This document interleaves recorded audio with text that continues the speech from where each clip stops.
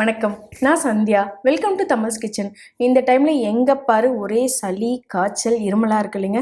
இந்த இருமலுக்கு சூப்பராக ஒரு வெஜிடபிள் சூப் வச்சு குடித்தா தொண்டைக்கு இதமாக இருக்கும். பட் நம்மளுக்கு ரொம்ப சிரமமாக இருக்கும் இல்லைங்க.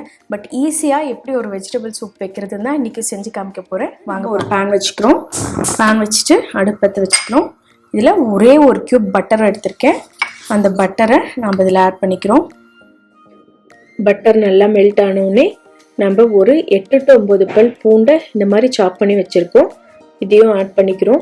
இதையும் போட்டுட்டு நல்லா மிக்ஸ் பண்ணி விட்டுறோம். மிக்ஸ் பண்ணி விட்டுட்டு இந்த பூண்டை நம்ம நல்லா வணங்க வைக்கணும். அடுத்ததாக ஒரே ஒரு கேரட்டை இந்த மாதிரி பொடி பொடியாக சாப் பண்ணி வச்சுருக்கேன். அதையும் நான் இதில் ஆட் பண்ணிக்க போகிறேன்.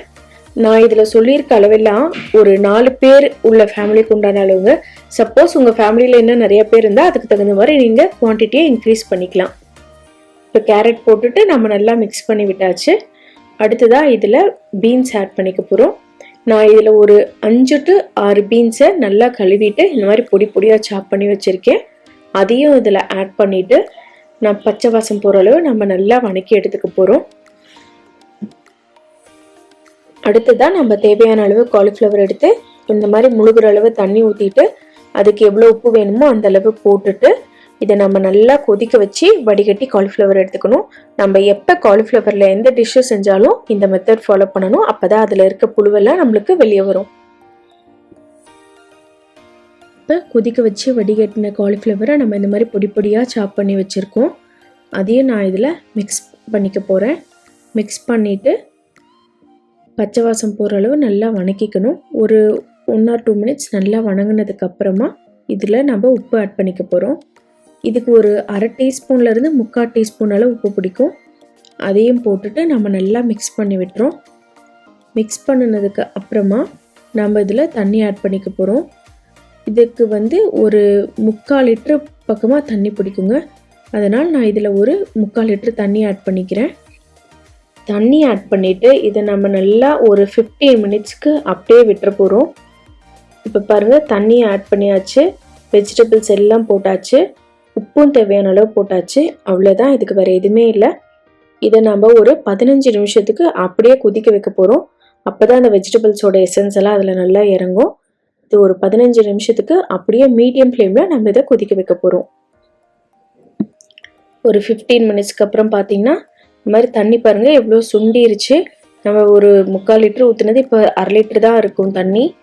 இப்போ இதில் நம்ம பொடி பொடியாக சாப் பண்ண கொத்தமல்லி தலையும் போட்டுட்டு நல்லா மிக்ஸ் பண்ணி விட்டுறோம்.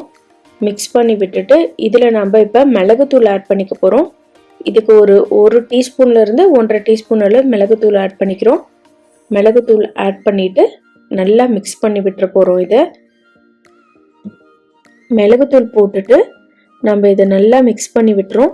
மிக்ஸ் பண்ணி விட்டுட்டு இதை ஒரு 15 மினிட்ஸ்க்கு அப்படியே மூடி வச்சிடறோம்.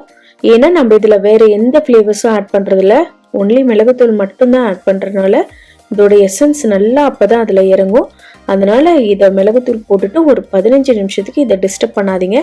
அப்படியே மூடி வச்சுட்டு அடுப்பு ஆஃப் பண்ணிட்டீங்கன்னா நல்லா அதில் எசன்ஸ் எல்லாம் இறங்கிக்கும். ஒரு 15 மினிட்ஸ்க்கு அப்புறமா நீங்கள் இதை எடுக்கலாம். ஒரு 15 மினிட்ஸ்க்கு அப்புறம் பார்த்தீங்கன்னா நம்மளோட சூப் சூப்பராக ரெடியாகி வந்திருக்கு. இப்போ நம்ம இதை சர்வ் பண்ண வேண்டியது தான். உப்பு, மிளகுத்தூள் எல்லாம் டேஸ்ட் பண்ணிக்கோங்க. டேஸ்ட் பண்ணிவிட்டு நம்ம இதை இப்போ சர்வ் பண்ண போகிறோம்.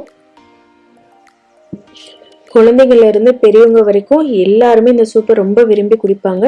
கண்டிப்பாக ட்ரை பண்ணி பாருங்கள். ட்ரை பண்ணி பார்த்துட்டு எப்படி இருந்ததுன்னு எனக்கு கமெண்ட் பண்ணுங்கள். இதில் பட்டர் போட்டிருக்கிறதுனால அந்த இருமலுக்கு தொண்டையில் ஆன புண்ணெல்லாம் கூட சீக்கிரமாக சரியாகும். ட்ரை பண்ணி பாருங்கள். தேங்க்யூ.